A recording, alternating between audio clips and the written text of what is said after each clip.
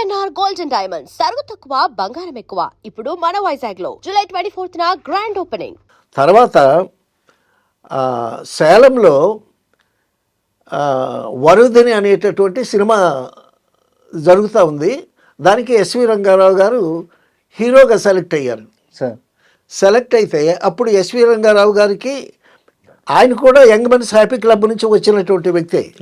Young men's happy club అనేటటువంటి కాకినాడ ఉండేటటువంటి సంస్థ చాలా అద్భుతమైనటువంటి సంస్థ, చాలామంది ఆర్టిస్టులను తయారు చేసినటువంటి సంస్థ. సో ఆ సంస్థ నుంచి వచ్చిన ఆయనే కాబట్టి ఎస్వి రంగారావు గారు ఆదినారాయణరావు గారిని మీరు మ్యూజిక్ డైరెక్టర్గా రండి, అక్కడికి వస్తే బాగుంటుంది. సో ఆదినారాయణరావు గారు సంగీతంలో, సాహిత్యంలో, కథా రచనలో అన్నిట్లో చాలా పట్టున్నవాడు ఆయన. సో ఆ విధంగా అక్కడికి సేలం వెళితే సేలం వెళ్ళాడు ఆయన. సో సేలం వెళ్ళి అక్కడ ఆయన మ్యూజిక్ డైరెక్టర్గా చేస్తున్నాడు. చేస్తుండేటప్పుడు చిత్తజల్లు పుల్లయ్య గారేమో రేలంగిని పంపించారు అక్కడికి. అక్కడ అంజలీదేవి ఉంటుంది, మనకి అంజలీదేవి హీరోయిన్గా కావాలి అది ఇదని చెప్పి అప్పుడు రేలంగి గారు చిత్తజల్లు పుల్లయ్య గారి దగ్గర ఒక ఆఫీస్ బాయ్ లాగా అలాగే మెరిగేవాడు అనమాట. సో రేలంగి అక్కడికి వెళ్ళి ఆవిడని మీరు కావాలి అండి, అది హీరోయిన్గా మాకు కావాలి, పుల్లయ్య గారు పంపించారు అది ఇదని అంటే అప్పుడు సేలంలో సినిమా తీసేవాళ్ళు ఆవిడ యాక్ట్ చేస్తుందని మాకు తెలియదు, లేకపోతే మేమే హీరోయిన్గా పెట్టుకునేవాళ్ళం అని వాళ్ళు పట్టుకున్నారు.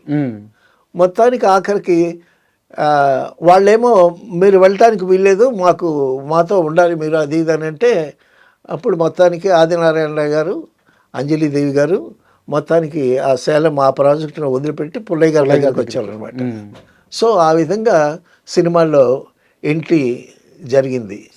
జరిగిన తర్వాత ఫస్ట్ గొల్లబామ సినిమాలో వ్యాంపుగా చేసింది ఆవిడ. చాలా మంచి నటిగా పేరు వచ్చింది. తర్వాత అంజలి పిక్చర్స్ స్టార్ట్ చేసేటటువంటి ఎత్తుకు ఆమె నిర్మాతగా నాగేశ్వరరావు గారితో సినిమా తీసింది ఆవిడ. సో ఆవిడ కెరీరు అప్పటికే ఇండస్ట్రీకి వచ్చేటప్పటికే ఆవిడ ఇద్దరు పిల్లల తల్లి. అప్పట్లో ఎంత అందంగా ఉండేదో. అంజలీదేవి అంటే అందాల తార అంజలీదేవి అని సినిమా పబ్లిసిటీలో రాసేవాళ్ళు. అప్పుడు పోస్టర్సే కదా, అందాల తార అంజలీదేవి నటించిన అని వేసేవాళ్ళు అనమాట. తర్వాత మీకు తెలుసు లవకుశలో సీతగా వేసి తర్వాత జనాల నీరాజనాలు అందుకున్నటువంటి సీతమ్మ అంటే సీతమ్మే. నిజంగా లవకుశలో సీతగా యాక్ట్ చేసేటువంటి అంజలిని చూస్తే లవకుశలు పుట్టిన తర్వాత నాగి గారితో ఒక సీన్ ఉంటుంది ఆవిడికి. రాముడి మీద ఈవిడికి సందేహం వస్తే నాగయ్య గారు పాట పడతారు, సందేహించకమమ్మ రఘురాము ప్రేమ సీతమ్మ, ఆ ఒకే బాణము ఒకటే మాట ఒక్క బామకే రాముని ప్రేమ అని ఆయన ఓదారుస్తుంటే ఆశ్రమంలో పాట అసలు సీతమ్మ అసలు ఏడుపు వస్తుంది, చూసేవాళ్ళకి ఏడుపు వస్తుంది. అంత అద్భుతంగా ఒక పెద్దాపురం నుంచి వచ్చినటువంటి ఒక నటి వ్యాంపు పాత్ర వేసి ఒక సీతాదేవి పాత్ర వేసి ప్రజల్ని మెప్పించి ఏడిపించి ఒక దేవత ఆరాధన భావం కలిగించి గొప్ప పేరు సంపాదించుకున్నటువంటి Anjali Devi. That all credit goes to Adinarayana Rao గారు. ఆవిడ ప్రతి అడుగు, ఆవిడ జీవితంలో ప్రతి నిమిషం ఆవిడ్ని కనిపెట్టుకుని ఆవిడ్ని జాగ్రత్తగా ఆ స్థాయికి వచ్చిందంటే అది ఆదినారాయణరావు గారు చలవే. తర్వాత ఈటీవీ తరపున అంజలీదేవి గారిని ఇంటర్వ్యూ చేయటానికి ఈటీవీ తరపున నన్ను పంపించారు అక్కడికి. పంపించేటప్పుడు అంజలీదేవి గారి ఇంటికి వెళ్ళి సో ఆవిడ్ని ఇంటర్వ్యూ చేసేటప్పుడు చెప్పినటువంటి విషయం కూడా అదే. నాకు అన్నీ తల్లి తండ్రి దైవం అంతా ఆదినారాయణరావు గారు అండి, ఆయన దగ్గరే నేర్చుకున్నాను నేను అని చెప్పి ఒక చిన్న ఇంటిలో ఉంటున్నారు. అప్పుడు ఆ పక్కన పెద్ద ప్యాలెస్ ఏమో సత్య సాయిబాబాకి డొనేట్ చేసేసారు. ఓకే, పెద్ద ఇల్లు వీళ్ళదే, అంజలిదేవి గారిదే. అదేమో సత్య సాయిబాబా గారు డొనేట్ చేశారు. సాయిబాబా గారు మెడ్రాస్ వస్తే అక్కడే నివాసం, అది పెద్ద ప్యాలెస్ లా ఉంటుంది. ఆ పక్కనే ఒక చిన్న ఇల్లు కట్టుకుని ఆదినారాయణరావు గారు తర్వాత ఈవిడే ఉంటున్నారు అనమాట. తర్వాత వాళ్ళ అబ్బాయి కూడా ఉండేవాడు. సో ఏంటమ్మా అంతా వదిలిపెట్టి ఇక్కడ ఉంటున్నానంటే, అది ఆ దేవుడికి ఇచ్చానయ్యా, మేము ఇక్కడ ఉంటున్నాము, సింపుల్ లివింగ్, దైవభక్తి ఎక్కువ, దైవభక్తి ఎక్కువ ఆవిడకి.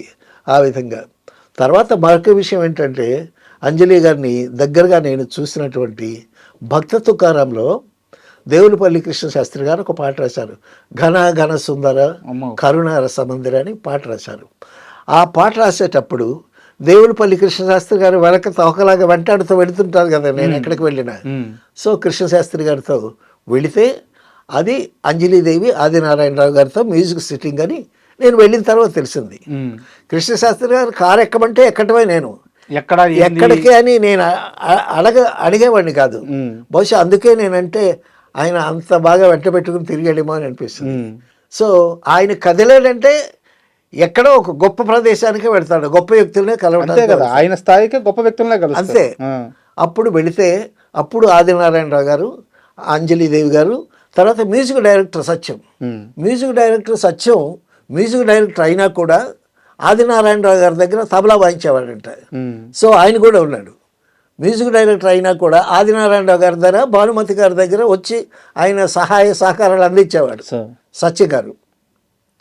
తర్వాత వీటూరి గారు, వీటూరి అని ఒక మంచి రచయిత, ఆయన విజయనగరం. ఆయన విఠలాచారి సినిమాలకి, ఆదినారాయణ గారి సినిమాలకి, తర్వాత ఈ కీలుగుర్రంలో కూడా వారి సంబంధించిన పేరు పడద్దు అనుకుంటా. ఏది కీలుగుర్రం, ఆ పాత సినిమాలకి చాలా రాశాడు. అవును, విఠలాచారి సినిమాలన్నిటికీ పాటలు రాశాడు. తర్వాత అంజలి పిక్చర్స్లో కొన్ని పాటలు రాశాడు. తర్వాత పద్మనాభం గారు తీసినటువంటి సినిమాలకి పాటలు రాశాడు. ఒక మంచి రచయిత. ఆయన కూడా కూర్చున్నాడు. సో కూర్చునేటప్పుడు అప్పుడు అంజలీదేవి గారిని చాలా దగ్గరగా కూర్చున్న చోటు జరిగిందనమాట కృష్ణశాస్త్రి గారితో. అప్పుడు వీటూరి గారు అడిగారు, అప్పుడు ఘన ఘనసుందర పాట పాడుతూ ఉంటే నన్ను పాడమని హమ్ చేయమని కృష్ణశాస్త్రి గారు చెప్తే నేను పాడానది. సో అప్పుడు పాడేవాడిని, ఇప్పుడు పాడితే వినలేను అనుకోండి, ఒకసారి ట్రై చేయండి. సో ఎందుకంటే అద్భుతమైన పాట, ఇంకా చాలా గొప్ప పాట. ఘన ఘన సుందర కరుణ రసమందిరా, అది పిలుపో మేలు కొలుపో, అది మధుర మధుర మధురమో ఓంకారమో, ఘన ఘన సుందర కరుణ రసమందిరా అని పాట.